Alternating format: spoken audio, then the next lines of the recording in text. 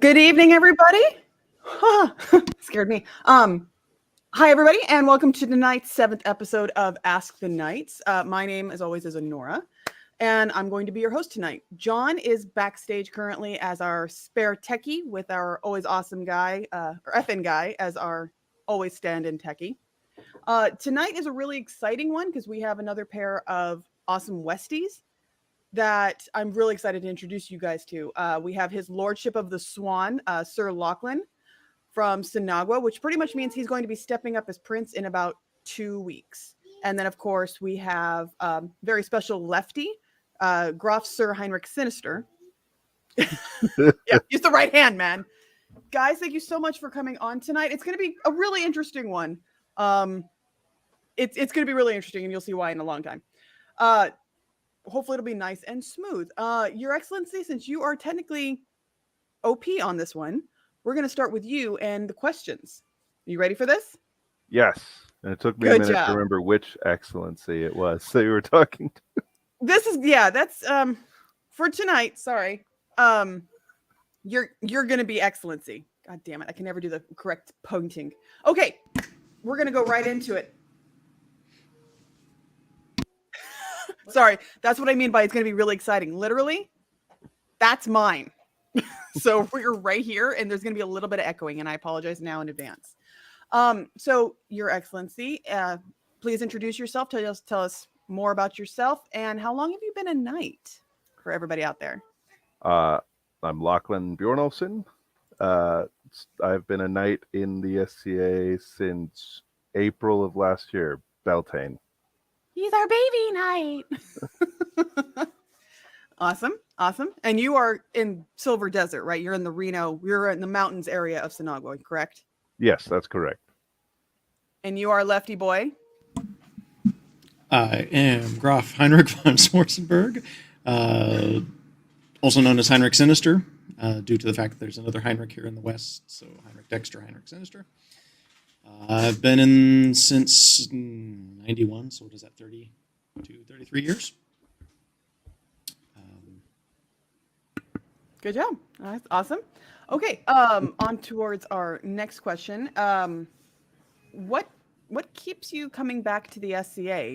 It's, for you, babe, it's been 32 years. You're Lochlain. I know you've been in for quite some time. You've kind of grown up in it, so babe, let's start with you. And what keeps you coming back? Obviously, it's not the nagging wife. I mean, it kind of is, right? That's how I met you. No, it's honestly, if it's the family, the friendship, the fun. We do this thing, and all of us have the things we enjoy about it. Sometimes it's hanging out with friends and family. Sometimes it's putting on the armor and fighting, or doing super creative arts, or some people just love busting their butts doing service.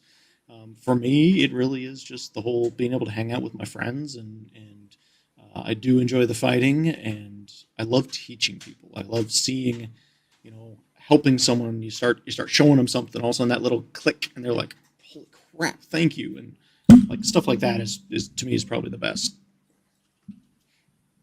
How long have you been a knight?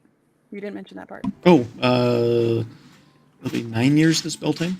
Also a Beltane knight. So 2014, whatever the math is on that. Your Lordship? Well, I've been in the SCA for 22 years, since I was 13 years old. Actually, funny thing, the first time I heard about heavy fighting was I was 13 years old at a collegium, and your Grand Knight was teaching the class. And he was Connor? Yep. I think he was already Duke Connor at the time. I can't remember. It was like 98, something like that. What keeps me coming back is,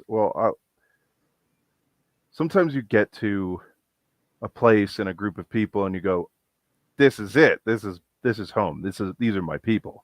Mm-hmm. And that's what it was for me. Like, I was already making chainmail, and I used to make outfits and run around the woods by myself with the dogs, swinging a sword and pretending to be a knight. So once I found the SCA, I always kept coming back. And then I had a back injury at work, and the only thing that kept me healthy was the heavy fighting, actually. So if I don't fight like every 2 weeks, my back tries to go out. It does, yeah. Totally understandable. Totally understandable. What's one of the you both have taught? I know I've seen you do it, Lochlain. He teaches me all the time. What is one of the best? What is the hardest? Excuse me. What is the hardest part about training or teaching somebody? It's not always sunshine and roses. Honestly, for me, it's kind of the faith in self part. Going one of the big transitions for me for fighting was getting over the whole concept of, oh, but who am I to teach these people? That was the hardest part. Once I had something to teach, and I got over that, I was just teaching. Got it. I got to see you train. You came up to me and gave me advice at I think it was October Crown this last time, and it was I remember you were like positioning your chains right, and you were hitching up your belt, and you're like, I'm new at this. You were so nervous that it was my most favorite part. I was like, I'm gonna always remember this moment right here of seeing you be a knight for the first time, and it was mesmerizing. I'll never forget that moment. It was so great. Babe, what about you? You've been teaching for quite some time, and Lefty is making it a little bit more interesting. Yeah, I think for me, it's finding, like we've done with you, finding the language of how to teach. I've had some great teachers and some horrible teachers. And the thing I've taken from it all is it's all about figuring out how to teach someone what language they speak.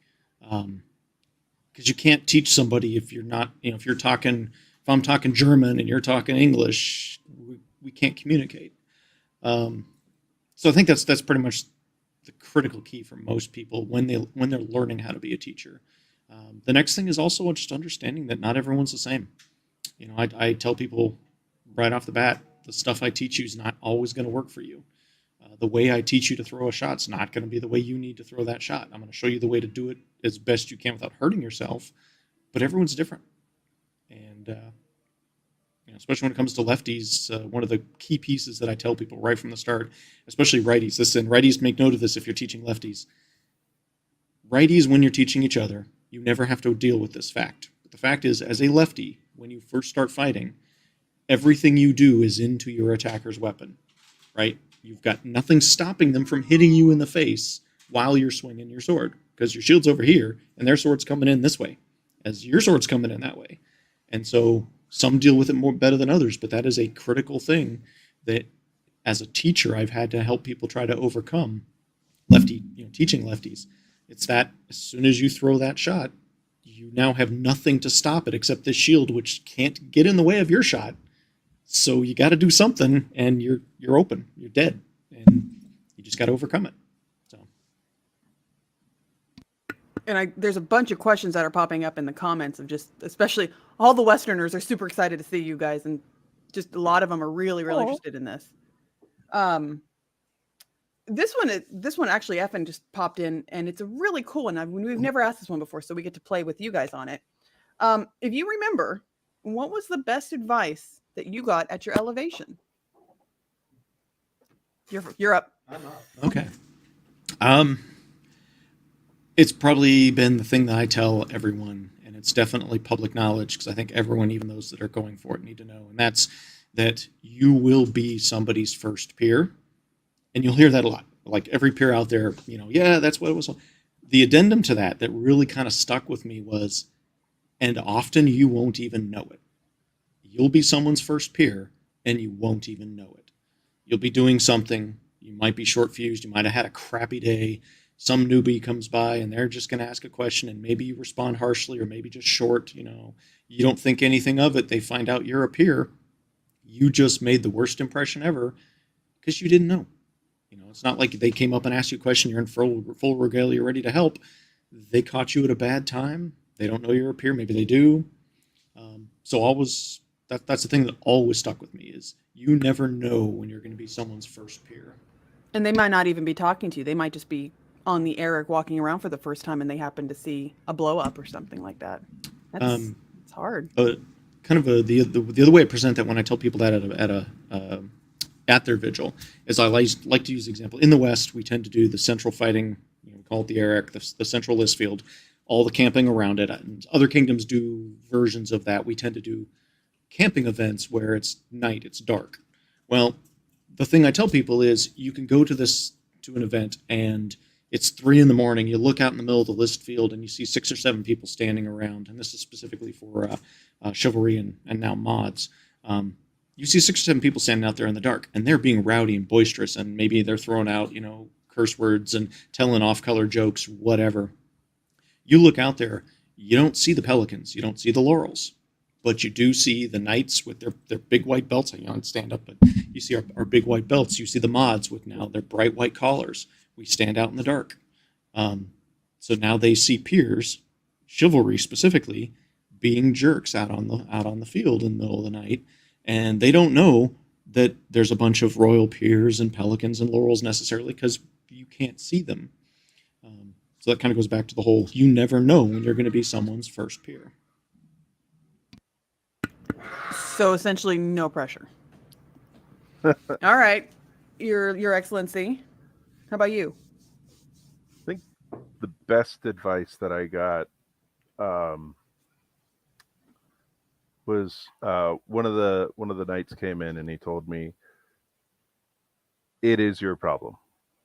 No matter what the situation is, now it is your problem. You Because can't somebody got you involved? walk away. Nope. Because you're a knight. If you see something, you now have to be involved. It's helped me see some things really clearly, even outside the SCA. There was I had about 2 weeks after my elevation, I saw there was an accident on the road and there was somebody hurt, and I was the second person on scene, and I have a little bit of first aid training from Boy Scouts and life and all that. And in the back of my head, I hear, "It is your problem."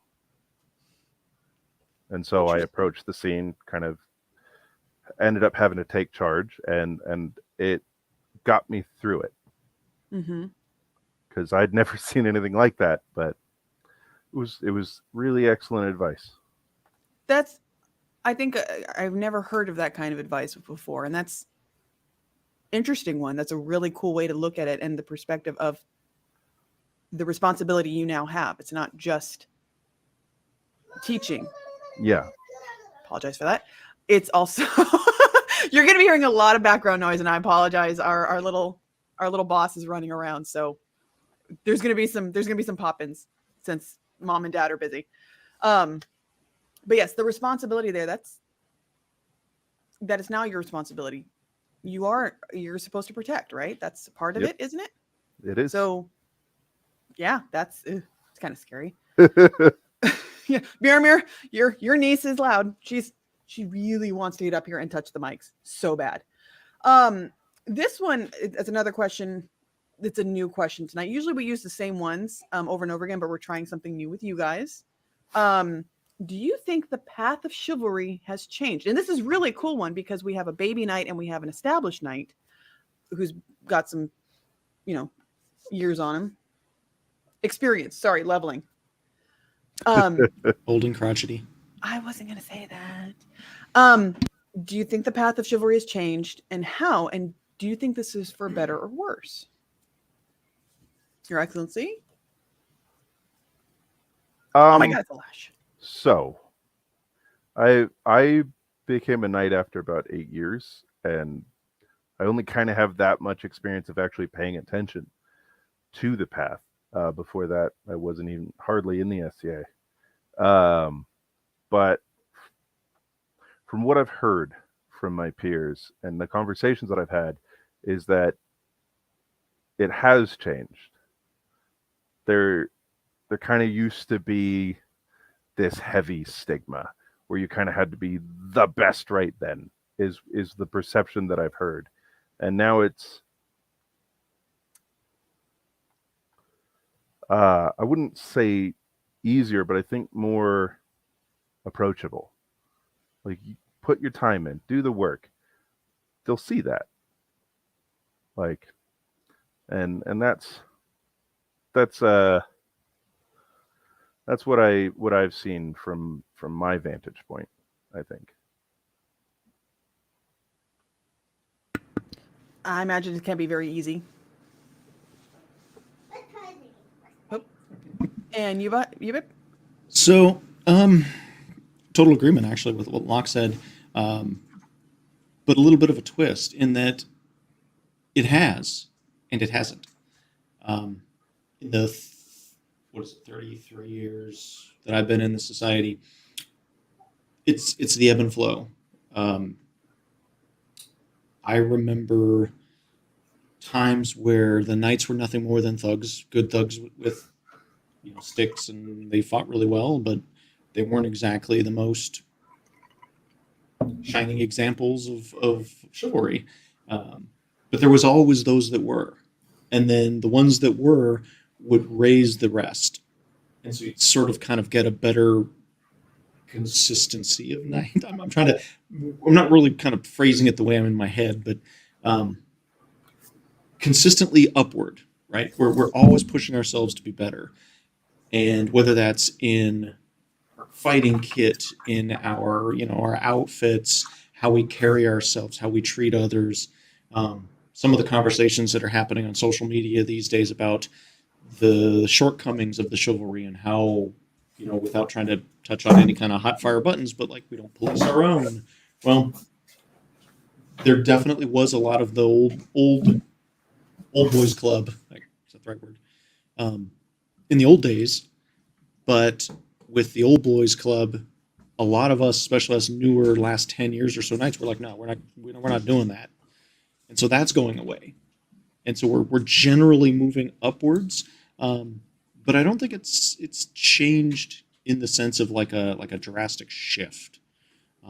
Definitely for the better. I think the more we embrace trying to be the Arthurian legendish knights, the romanticized Elizabethan, I think, but the romanticized knight that of that time period. I think the more that we try to embrace that, the better. And then us as human beings in the modern world, as we start embracing the ability to handle the social aspects that are becoming the new norm, we're better able to use our status to convey that. I mean, that's kind of why I choose to wear a rainbow chain. I use my station to try to make the world better, either in the game and out of the game. So. Thank you, thank you for that. Yeah, there should also be one of the death glare from across. Jeez. Oh God, no, and those are all really good points. And how far can you go? How I'm the kind of person that I might say something wrong, so on accident. Well, moving off of that question, what is something as peers that you would like to possibly see change, adapt, improve upon the game to continue to make it this great thing that we do, and to continue to bring in more people? I don't know. I mean, that's kind of it's a hard question. The reality is that the what we do, we are all different. The things we get into this game for are different. The things that people get involved with. Some of us get involved because they see this really cool fighting thing, or their buddy drags them in, or they meet up with somebody and they're like a costume maker for a theater and suddenly decide, oh my God, this is amazing. We're all here for different reasons. So I don't think there's really anything like solid that we can make it better, other than just ensuring that we're helping each other to be the best that we can be. But like in the long run, we gotta just kind of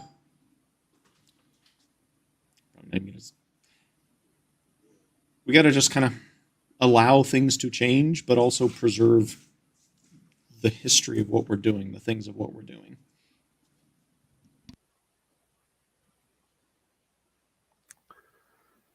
Well, I guess it's me. Uh, Honestly, one of the things that I see from peers and as a peer, uh, the way that sometimes the peers talk to each other. My things are small, like, but if you're talking to a newcomer as a peer, you often what you have to say has a lot of weight. So the smallest negative comment to somebody who's just burgeoning into what we do can shut it all down for them. Uh, and for me, that's something that we can change. We don't have like it doesn't always have to be a big sweeping change. Just one of my favorite quotes from a book is "Courtesy is the essence of chivalry," and I take that really personally. So if I see somebody really excited, really proud of something that they've just done, and they're showing it off, I try to praise first. So I think that's what we need.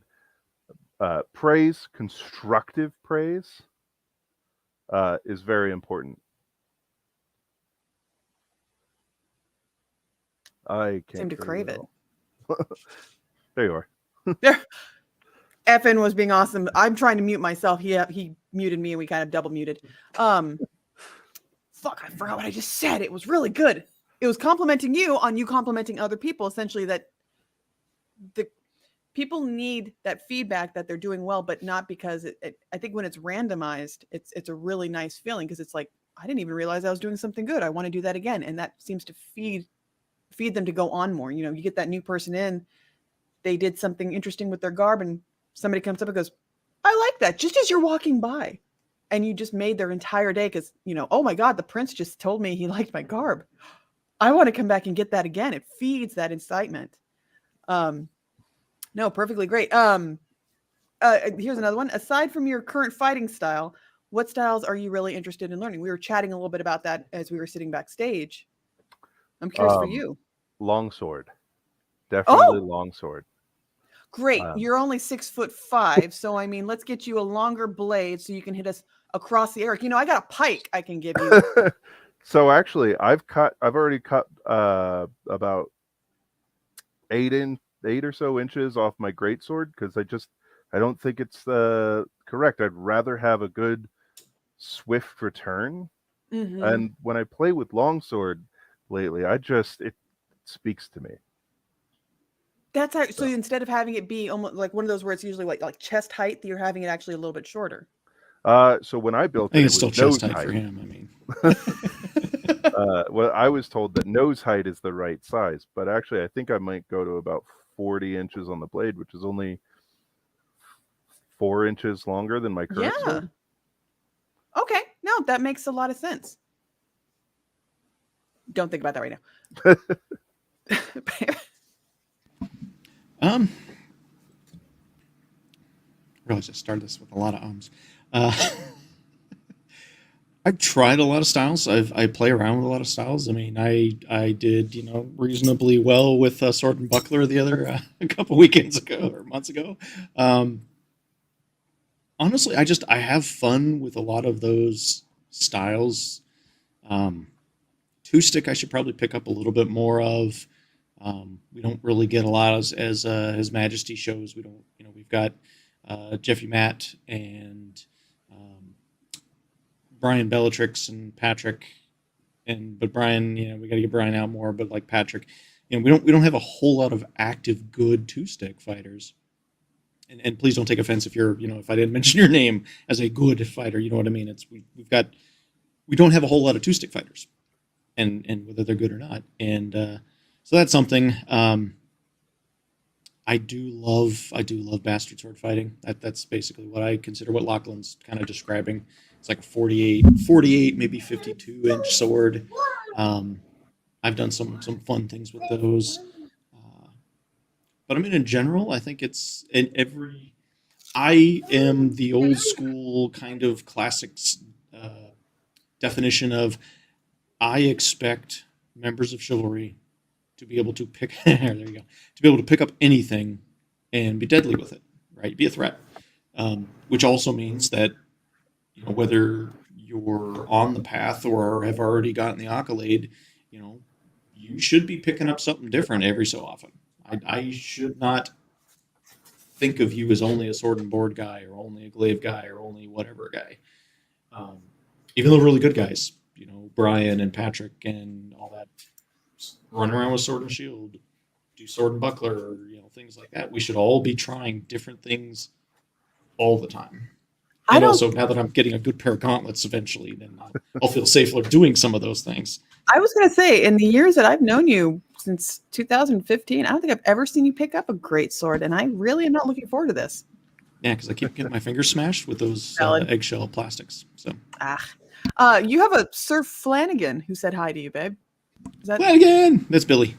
Oh, got it. Yeah, you met him when he was King of Outlands. Oh, jeez. Hopefully I get to see him again. Years a while ago. Oh, got it. Yes, actually, that's going to be one of the next ones, Karen. But actually, since we're halfway through, this is when we start getting audience questions, which are always choice. Actually, we're going to start with Sunwolf, which you both know. Did you both start fighting right away when you got involved in the SCA? And what was the draw for you to join? And this is one of my favorite stories of his, so I'm going to mute myself. So, little young me, 17 years old, playing D&D, and those of you that know Duke Matthias, he was at our house, so me and Matt were playing D&D, and a buddy of ours, a guy I had gone to third grade with, who'd also playing D&D with us, he shows up one night and he's like, "Hey, I got a bunch of D&D books in the back of my car I picked up cheap. Help me get them out." "Sure, let's go do this." So went out to the car. He opens the trunk, grabs a shield, puts it on the ground, grabs a sword, puts it on the ground, grabs an armor bag, puts it on the ground, starts grabbing books. Matthias and I are both like, "What's that?" He's like, "Oh, it's this thing I do." And we're like, "Okay, words." And he's like, "Well, it's this medieval fighting thing, and, you know, blah, blah, blah. I've been doing it for a couple of years." And we're like, "And you're just now telling us? We're friggin' the biggest, like, nerds of fighting, and what?" And so he introduced us to Duke Mark Newman, and basically within a year, I actually, the first practice loaner gear, I had paperwork from my mom to fight, because she couldn't actually be there, so I had to have the paperwork and a guardian. I had a buddy of mine, Torrance, a guy named Robert, who's no longer with us. He was my guardian whenever I went to events or things like that. So basically, for the first year of my SCA fighting, I had a guardian so that I could be in armor and fight at the events, and he helped me build my first stuff, and that's pretty much what started it. And then I grew up in Mark Newman's household, trained under him, and Matt got knighted. And then once Matt got knighted, I squired to him, and kind of, you know, here we are today.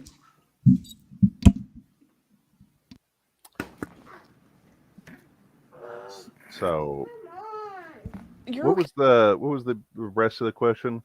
I know. There we go. Thank you. For me, I joined, like I said, when I was 13, so I definitely didn't start fighting right away. I learned about fighting immediately, but I didn't actually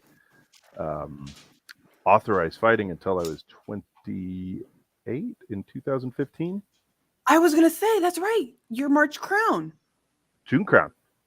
It was a June Crown?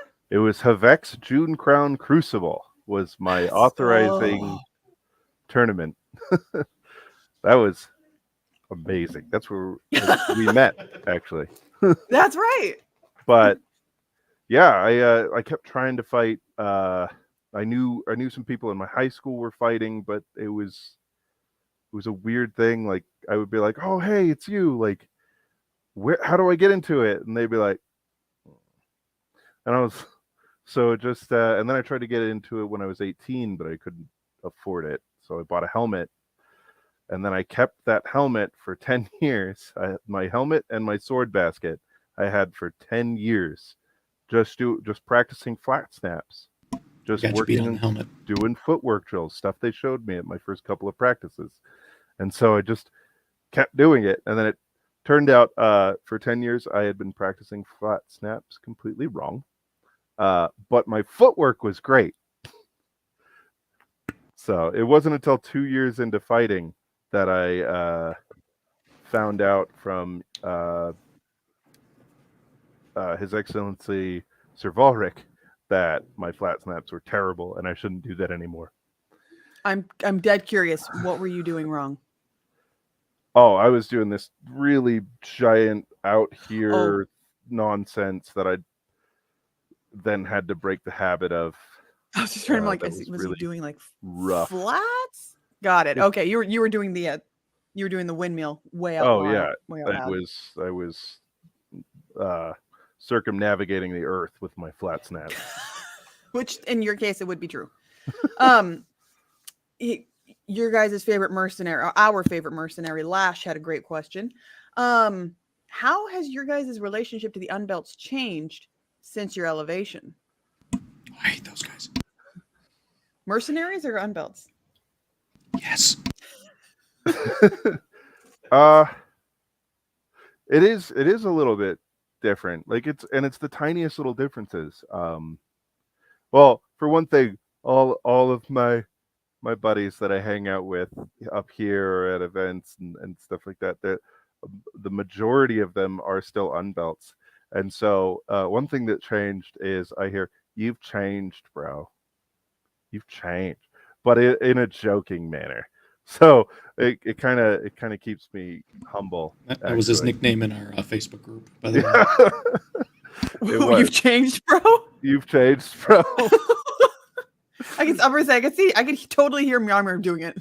Yeah, but I think the fact that like they kind of kept me grounded, I want to say keeps me approachable, but there's definitely been ones where like I've had Unbelts that I hadn't really ever talked to much, just because we just never had that path cross, come up to me and kind of talk like we've been friends forever, which was weird. And I was like, but you never had any time for me. Do you kind of feel like they were, oh, you're a knight, now I need to get to know you, or now I need to... I really try not to... You're a good guy, forget about that. Like, I really try not to read into things too much, because then I go, hey, rat with the cheese with it. Start gnawing at it. We need to keep nice people like you in the SCA. We need to keep you around. Yeah, Jesus. And you, dearest? Flashlight. So I mean, kind of the same. I had a little one thing that I found is that kind of, and Lochlain's a better human being than me when it comes to it, because I had that happen as well the first year or so, where it was someone who normally wouldn't give me the time of day, or I had issues with the fight. Let's just, kind of leave it fairly vague, but I had issues with the fight with them. All of a sudden, I'm not having issues with the fight anymore, or they're wanting to be around me more. And it's like, buddy, look, I'm not going to give you brownie points for kissing my ass. So, just be the best you can be. And I'm just going to focus on trying to be the best me I can be. I think, honestly, and this last 12th night, when I took the time to go talk to like Owen and some of the Unbelts that showed up for that meeting, before the meeting, I've always tried to keep myself, kind of like Lochlain said, keep myself grounded. Use the Unbelts to keep me grounded, because if I start to think I know what's best for them, then I'm not actually doing them any favors. I can't teach them. I can't help them. I can't overcome their hang-ups or their issues or whatever's keeping them from crossing that next plateau, because I have a preconceived notion of whatever it is that they think is going on.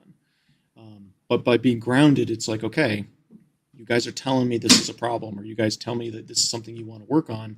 I can then make the effort of, okay, I can talk to Lochlain and be like, hey, bud, let's help fix these guys. This is an issue that was brought to my attention. And I feel like it has made me more approachable for the Unbelts, because they know they're not going to get made fun of or yelled at or ignored or, whatever. So. I think she specifically went searching through her toy chest to find her microphone. Oh, I'm sure. That's why she had the flashlight. Ah, jeez. It sounds like you both have had good and bad. Again, thank God, Lochlain, for your positivity. We desperately need that. Desperately need that because the two of us were such negative people. Oh my God. You have, and by the way, apparently your Squire brother, Lucas, you have to get him now because he says you changed. And then, of course, Caleb, you changed. You literally, there was like 3 you changed in the fucking comments. So Yeah. all of them on belts, all of them have to get it. I hear ass reps in the future.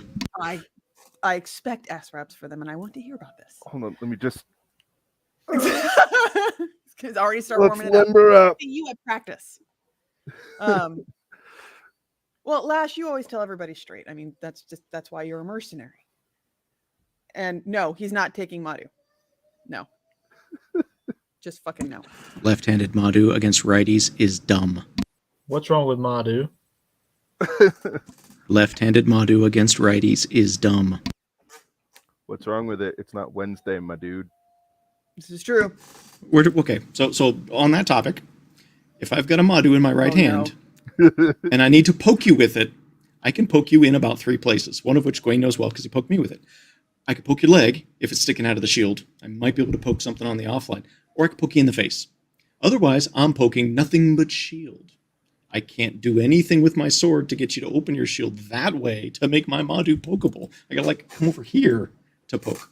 So what So I hear is left-handed you need to Madhu. learn to fight right-handed with your sword and left-handed Madhu. That, hey, maybe that's a style. We'll figure that out. Actually, I've got my stupid stick, so I think that's the one thing I do want to play more with is my stupid stick. Stupid stick for all of Skinny this. shield, stupid stick. Sorry. I call it the ass wrap supreme because it's literally just a piece of rattan with a hand basket about yay big. We call it the stupid stick. Don't ask. I have cross guards. This is true. Yours is better. Anywho, moving on. This one's gonna be fun because we have a family in this. What is your fondest memory of your night and your funniest or most inspiring? Guess, Your Excellency, you're up. This got awkward, huh? So one thing that I found really inspiring that I really liked seeing, I think my knight was king at the time, and there was a fight going on the field. I want to say it was at a cornet actually. So it wasn't even his field really. And I went, man, this fight is horrific. Somebody needs to do something. And he started walking up, and I think he noticed the prince was there. And I want to say he tapped him on the shoulder, but even though he was king, and I don't know that he necessarily could have stepped in, but he did step forward. But then he tapped the person whose field it was on the shoulder. And so he did something about it, but he also had the humility to be like, it's not my field. Which that really inspired me. I really liked that. I'm very fond of that memory. And then For those in the audience, that's his night. Oh yeah, that's my night. Which makes it even funnier. But right now it's kind of tied with meeting my night in finals. The first time I'd ever made it to finals in a coronet list. That was pretty awesome. That was epic. Yeah. If anybody happened to see that video and me just cheering when he lost, when my husband lost, it was because I was completely torn. That'd be fantastic if we won, but we were both going into that morning going, God, I hope Lochlain wins. And it was just we lost, and we get to watch these guys step up, and it's awesome. It was amazing. It was the best day fucking ever. So, all right, babe. Okay. That one. What was the first part of the question? It was a 2-part, right? It's fondest memory. Fondest Okay. memory, funniest, most inspiring. Kind of honestly, I think Lachlan's going to agree on this one as an addendum to his. The tribute fighting at the barrier for Duke Obadiah. when Duke Matthias, after he'd lost his leg, comes out in full kit, and he's got his crutches, and he's got his crutches, and he's got his sword, and he comes up to the barrier, and he just takes those crutches and he hucks them. He grabs the barrier and just starts wailing people. And I saw Lochlain. He was about 2 guys back going, "You better still be there. You better still be there." And sure enough, he comes up. And there's this, I can't remember if it's a picture or video of Lochlain. He's coming up to the barrier. All you see is teeth. He just smiles because he's about to lay stick on Grandpappy. And Matt is sitting there with one friggin' leg balancing on, just wailing on people, as happy as he could be. And Lochlain's as happy as he can be. And now with him sitting there with that cornet on and those, chain and belt right now, I think Matthias would be just happy as hell.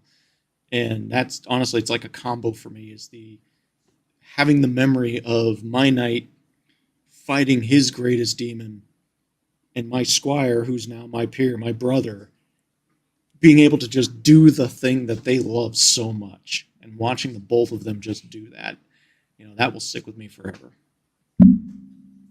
Other than that, I mean, dude, I could, anytime I'm at an event and you want to talk about Matthias, bring some beer, bring some ciders, preferably Trulies, because I'm not supposed to have a whole bunch of sugar, and we'll just tell Matthias stories all friggin' night long. I promise you that. They're really awesome. I could always stand. Really, really awesome question. And the Ratchet and Clank in the background, that would be the boss, our daughter. She's playing on her kitchen set. Literally, she has not touched that thing in ages, but she is literally finding everything that she can find that makes a sound, and then looking at us like, "Did you hear that?" I'm like, yes, we did, my darling. Oh my gosh. That was your first event, remember? That was amazing day, and all of you guys did such a great job at that barrier, and seeing him come out was just amazing. Shut up. Yeah. Okay, so I guess this is a question towards you, Lochlain, just since you are the baby knight. What has changed within your first year of being knighted? And I guess, babe, you might be able to speak to that afterwards, because he probably came to you with advice. And I think this was from Leo, our previous host. Kind of a open-ended question, but I'd say what's changed for me is, while I've had less like actual jobs, like I can't be captain anymore of the guard, or I can't be a guardsman anymore. Mm-hmm. Honestly, the work has kind of picked up. Those little interactions. There's something happening over here. There's something happening. There's a drunk guy in that tent that's causing a ruckus. Somebody should deal with that. Like, for me, I'm like, all of a sudden, instead of being like, "Oh yeah, like that's rough, buddy," You should get a night on that. Now I hear, "It's your problem," and I'm off to go deal with it. That's been a definite change this last year. Is while I have less like actual jobs, I feel like I'm working harder than I did as a guardsman. That's interesting, considering that, yeah, I know knights are always like, I don't have to wear the baldricks anymore. But you get more jobs now? Maybe not jobs on paper. Yeah. Interesting. Okay. Babe, I'm curious about you. Do you happen to remember anything within the first year of you being knighted? Nah, I'm totally senile, and it's been so long. And of course, all the knights who've been older, knights long more than 8-9 years, are going to start yelling at me. Tell me ass rap's coming. No, I mean, kind of the same. And this is actually advice that I've given to Lochlain, and I've given to lots of people, either at their vigils or before or after, where it's probably the hardest part of that first year is figuring out what kind of peer you want to be. And some of it is like Lochlain said, so I am super proud of Lochlain and Lucas and Ash and Edmund. All my squires are amazing, hardworking. Like, literally, one of my squires is a pelican. So, like, they're all really hardworking motherfuckers. And I always used to brag that when you look out on the field and someone says, "I need help," Lochlain, Lucas, Edmund were like already going Ash, you'd already moved, but they were going. They were there. And when I look at that first year of knighthood, and like Locke said, is he now found a whole bunch of other things to have to do. That's literally what that first year is figuring out, I can't be lazy, or I can, right? I could just be hey, I got my belt. I'm going to go drink beers, piss off. Or you can find other ways to do the thing, because you can't be the guard. You can't do all the other things. And so I think for the people that do take this job seriously, it's that eye opener. It's that awakening of, holy shit. They're not joking when they say you're now a knight. The real job has begun. And they say this for Pelicans and Laurels as well. All the Piers mods and everything. You got the accolade. Guess what? Now you get to really do the job. And that's, like I said, exactly to Lochlain's point. Now there's so much stuff that you didn't think you needed to do because you were kind of focused on your path and the things you needed to do. Now I now have to make sure that I'm not being a roadblock to someone else's path, and then I'm making sure other people can have their fun and do their thing, and all that good stuff. Speaking of your squires, your smart-ass one, Lucas, I'm not entirely sure who he's saying I was this going to say, to. smart-ass one? Which one? This is true, valid. He says, holy shit, he remembered me. So I'm not entirely sure if that's to you, Gabe, or if that's to Lochlain. I mean, I think he still fights. I mean, Oh, hold up. What? I'm not gonna say shit. Wait, what are we looking? We're like doing the Shush. where's everyone Shush. squares? Shush. I said shush. Outrank you. Shush. Lucas fights. He does. I know he does. Because you've told me. He's been getting his butt to because practices. he comes to my practice. Yeah. So I know. No. I'm like I said. I can still rip him. He went to a practice last night. I went to a practice last night. He was consort. Mm-hmm. I learned from watching you. Oh, okay. I mean, I I guess can we're argue going too to. much. I guess we're going to a Silver Desert practice soon. So okay, good. This will be a fun trip. We get to play in the snow. Ash traps? Inside practice now. Well, yeah, but we still have to get to drive through the snow to get there. And I've never even seen snow. I swear to God, at this point in my life, I've never even seen snow. We're gonna go on with that. We're gonna go on from that. This is a really fun one. From Sunwolf again. How has Lochlain's elevation changed your guys' relationship at all? Since now the student has kind of surpassed the teacher in being friends now. He doesn't listen to me anymore. Did he ever? We've had some good conversations on that, and honestly, to some degree, nothing has changed. Right? I part of my relationship with my squires and the way that I tell other people when they're looking to take on students is you got to be friends first. You got to be able to hang out with them and appreciate spending time with them. And the difference being now, actually, honestly, our relationship is better because I can actually talk to him about things like that happen in circle or that I'm concerned about. I don't have to be like, I can't talk to Lochlain. Who else can? Oh, there's Leotov. Let me go talk to Leotov. Yeah, he can't talk to me. He can't, and I can see him. He's like, nope. Can't talk to him about that. So he goes right to him. Yeah. So I mean that's actually been like literally. It's like I just let me grab Lochlain because I need to talk to you and I need to vent about something or I need to talk about something. And so I think in the general sense, nothing really changed because I think we were good friends to begin with and we're still good friends. We still kind of do the student master thing, but I kind of put it on par with like Obi-Wan and Anakin, right? It's like kind of that Jedi. kind of that okay, Sidious and I don't know, Vader or whatever. Yeah. But it's like we still kind of he respects my experience, but at the same time we are equals, we're peers. So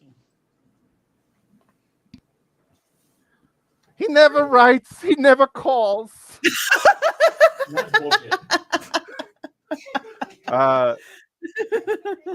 It is nice to be able to like kind of get together and do our little little head-to-head little.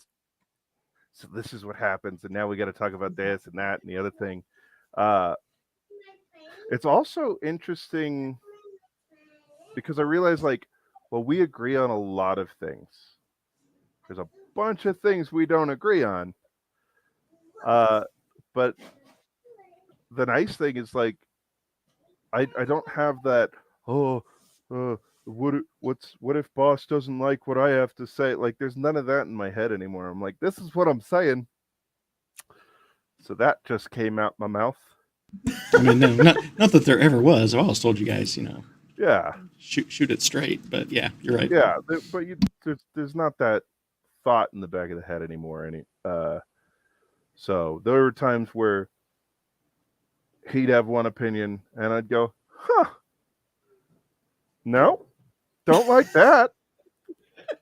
But we're still friends. I was say, but you guys are able to still. I've seen you guys yeah. have the conversations. Like when you walk off together, it's like, oh nope, no, don't follow them. They're having their nightly talking. It's really fun to see that.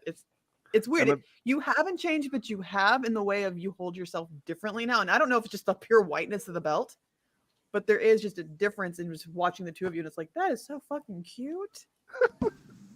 It's actually something that I think all peers eventually, once you've got the accolade and you're kind of growing into it, you stop worrying so much about what everyone else thinks, right? Because as you're going into whatever period you're going into, you're always like, well, I don't want to piss off these. I don't want to, I don't want to do something that's going to get me in trouble with the council. All the usual things. Once you've got it, that's a burden off your shoulders. So you can actually be the person you want to be. That, like I said, earlier, that whole point about figuring out what kind of peer you want to be. And, in Lochlain's case, it's now he can, before it was, I disagree with you, boss. Now it's, I disagree with you. Yeah. So. Before it was, maybe, and maybe I'm off base. But now it's, nah. I'm not going to Heinrich, you're a dumbass. But, I'm sure you talk more than me. So I'm sure I'll end up saying something stupid. And you'll get me with one of those. Nah, bruh. Yeah, eventually. John, you were specifically asking that question just to call me that. I swear, bro. Smart ass son of a bitch. I can tell you right now, the hardest part about dealing with having a kid and being fighters in the SCA is everything that you're seeing right now. And excuse me, I'm sorry, Your Excellency, Lochlain has been witness to this because we're all in the same household of Nora, your kid, coming. So, well, one of these days we might have a married couple knight squire on the path video record interview. That Words. what it's like. Yeah, it was a question directed at me. I was very uncomfortable with it. Especially because this has been 55 minutes. I don't know if you guys realized how long this has been, but it's been really awesome. We're actually going to round this up. First of all, before I forget, because I kept wanting to say it, these two guys will be at Gulf Wars this year. I'm pretty sure. Lochlain, yes, you are First going. Gulf Wars, yes. All of us first Gulf Wars. And I got to keep them alive somehow. Pick fights. If you do not know them, find me on Facebook. I will pick the fights for you. I'm literally making lists. So please fight the lefty, fight the new knight, the prince. Get on this list. It's going to be amazing. But we're going to round this out with one of my favorite questions. That I'm. She's cracking me up. How has being in the SCA gotten you prepared for the zombie apocalypse? Well, I'd say you living in the mountains doesn't count, by the way. No, I would definitely say that it's got me up in the mountains, so that counts. Well, I wouldn't be in Reno if it wasn't for all of my SCA buddies up here, which means I survive on less oxygen. That so there's is true. That high altitude training. And also, it gave me the Tavern Brawler feat, which means that I can pick up any improvised weapon and fight with it without penalty. Literally, I could pick up just about anything in any room and equate it to one of the weapons that I've trained with. So He's not moment's lying. notice, ready to go.